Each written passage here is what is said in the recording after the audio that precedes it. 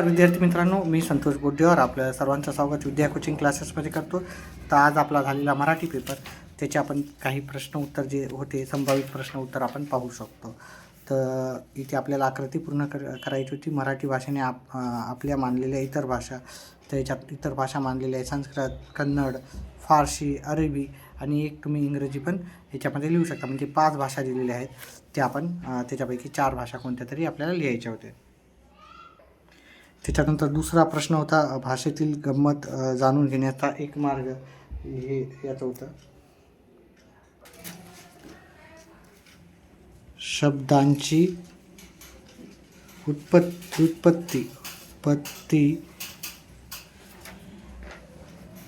शोधणे, इथं पहिल्या ब्रॅकेटमध्ये लिहायचं होतं आणि दुसऱ्या ब्रॅकेटमध्ये आपल्याला लिहायचं होतं दुसऱ्या कंसामध्ये भाषेमध्ये अनेक शब्द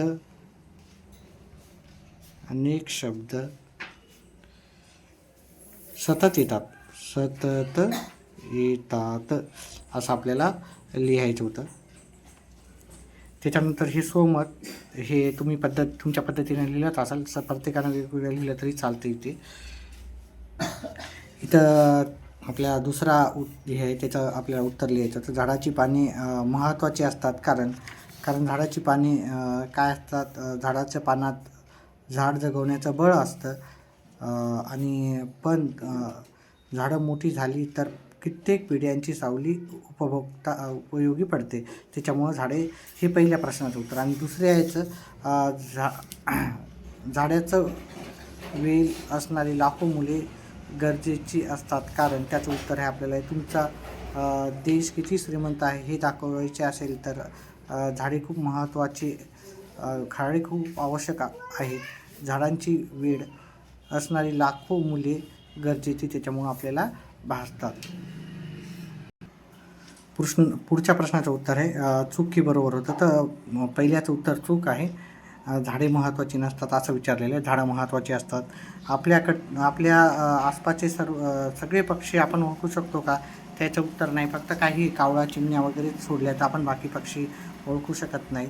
आपल्या घराभोवती झाडे असणे महत्त्वाचे आहे, हे बरोबर आहे. आपला देश निसर्ग संपन्न होऊ शकतो. हो, नक्कीच होऊ शकतो. ठीक आहे, अशा प्रकारे याचे उत्तर होते. विद्यार्थी मित्रांनो, व्हिडिओ आवडल्यास व्हिडिओला लाईक आणि चॅनलला सबस्क्राईब करा. आणि याची लाईव्ह व्हिडिओ आपण आज रात्री नक्कीच लाईव्ह येणार आहे. मी 8:30-9:30च्या आसपास येईल, 8-8:30ला. तर लाईव्ह क्लासमध्ये पण अवेलेबल तुम्ही उपलब्ध राहून याच्यावर आपण डिस्कस व्यवस्थितपणे करू. आणि येणाऱ्या पेपरचा सराव करण्यासाठी मॅथमॅटिक्स किंवा असो का इंग्लिश असो, त्याच्यासाठी तुम्ही चॅनलला सबस्क्राईब करा, व्हिडिओला लाईक करा. आता पुढचा प्रश्न आहे अधिक देण्याच्या किंवा करण्याच्या वृत्तीमुळे होणारे फायदे. आता याचं उत्तर तुम्ही इथून एवढं लिहिलं तरी चालते. 2 मार्काचा प्रश्न आहे, तर मला वाटतं हे पूर्ण इथून एवढं लिहिलं तरी चाललं असतं. आता तुम्ही याच्यात थोडं कमी जरी लिहिलं तरी उत्तर चाललं असतं. तर ह्याच्यामध्ये आपल्याला काय करायचं होतं, हे पूर्णच्या पूर्ण जरी लिहिलं असतं इथून एवढं उत्तर, तरी काही तुमचं म्हणजे काही म्हणजे सगळंच लिहायचं होतं. आपण इथून तर इथपर्यंत उत्तर लिहायचं होतं. इथे उत्तर होतं इतरांपेक्षा वेगळी ठरल्यामुळे मिळणाऱ्या गोष्टी, आदर मिळतो आपल्याला आणि दुसरं विश्वास त्यांना आपल्यावर होतो.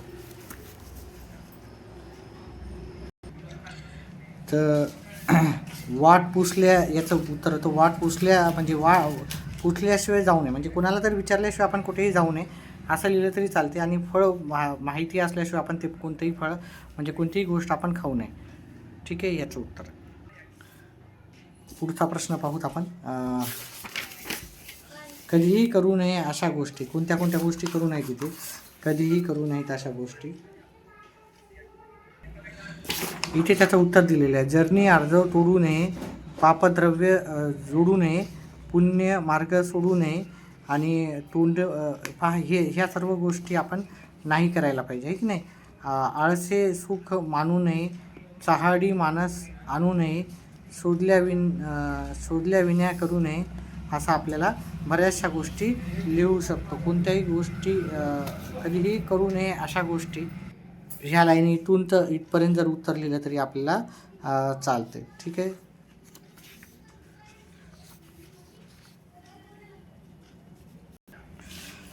पुढच्या प्रश्नाचं उत्तर होतं मोरोपंत.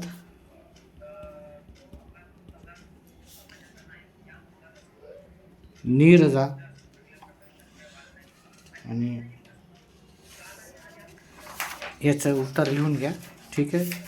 सज्जन माणसाचे महत्त्व, स्त्री पुरुष समानता. हे प्रस्तुत कविता आवडण्याची व न आवडण्याची कारणे हे तुम्ही तुमच्या शब्दामध्ये जे आहे तुम्ही तुमच्या पद्धतीने लिहू शकता. म्हणजे हे स्वमतच आहे एक प्रकारचं. त्याच्यानंतर इथं आपल्याला सामासिक शब्द आणि समासाचा आपल्याला विचारलं तर समासाचे नाव. नीलकमल. हे नीलकमल जे उदाहरण आहे ते कर्मधारय समासचं. कर्म ही डायरेक्टच इथूनच लिहितो. ठीक आहे. आणि नवरात्र हे द्विगु समासाचं उदाहरण आहे. ठीक आहे.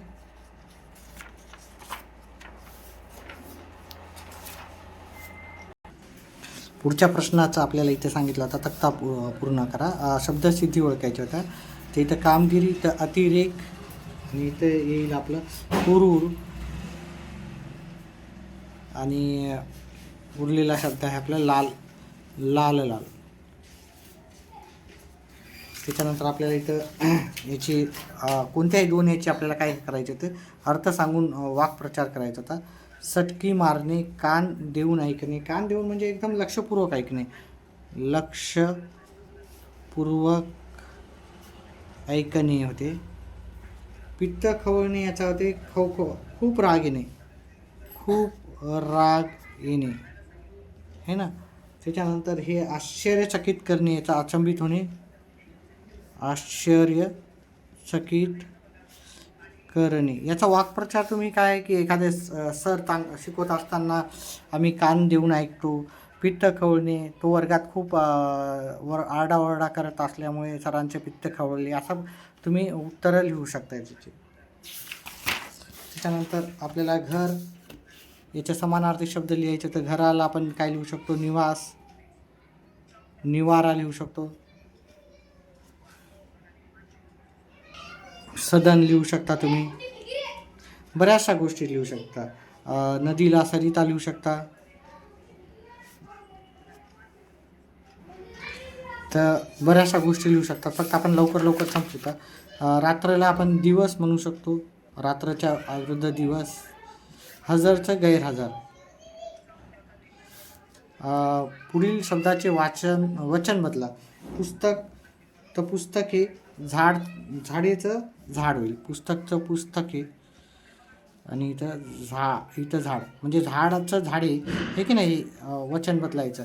हे एक वचन आहे तर अनेक वचन करायचं आणि हे अनेक वचन आहे त्याचं एक वचन करायचं. खालील शब्दापासून इथं काय करायचं होतं आपल्याला दोन अर्थपूर्ण शब्द करायचे होते. इथं इमान असं होते आहे की नाही. दार. अजून कोणता करू शकतो तुम्ही मान करू शकता आहे की नाही. मान. बऱ्याचशा गोष्टी करू शकता. फक्त दोनच शब्द करायचे होते तर अजून कोणता करू शकता तुम्ही. नर पण करू शकता आहे की नाही. नर. तर वेगवेगळे शब्द तयार करायचे होते. तुम्ही केलेच असतील. त्याच्यानंतर आपल्याला पुढचं प्रश्नाचं उत्तर आपल्याला द्यायचे होते. खालील शब्दातील लेखना नियमानुसार अचूक शब्द ओळखायचा होता. तर हे ते अचूक शब्द आपला इथे आपला सहानुभूती हे अचूक शब्द आहे. इथं आपला क्रियाशील इथे येईल. ठीक आहे. त्याच्यानंतर इथं तुमचा येईल क्रियाशील. झाल्याच्या नंतर आपल्याला चौथ्यामध्ये येईल कीर्तनमध्ये आपल्याला हे कीर्तन योग्य आहे. त्याच्यानंतर शिरोधार्य हा योग्य आहे आणि आशीर्वाद हा योग्य आहे. आता इथे आपल्याला फक्त किती करायचे होते काय सांगितलं का नाही. ते 4 करायचे होते. 6ला 6 केले तरी तुमचे 4 जे योग्य आहेत ते तुम्हाला येईल. तर पहा हे प्रश्नचिन्ह आहे हे की नाही. प्रश्नचिन्ह लिहायचं होतं आणि हे उद्गारवाचक चिन्ह. उद्गारवाचक चिन्ह. त्याच्यानंतर बायोडेटा. बायोडेटा म्हणजे काय राहते स्वपरिचय. किंवा परिचय लिहिलं तरी चालतं. ठीक आहे. मोबाईलला आपण काय म्हणतो, भ्रमणध्वनी असं म्हणतो. भ्रमणध्वनी मोबाईलला आपण असं म्हणतो. चला, त्याच्यानंतर आपल्याला इथे लिहायचं तर लेटर. ठीक आहे. लेटर तुम्ही लिहिलंच असाल. लेटर आपल्या पद्धतीने आपण लिहायचं आहे.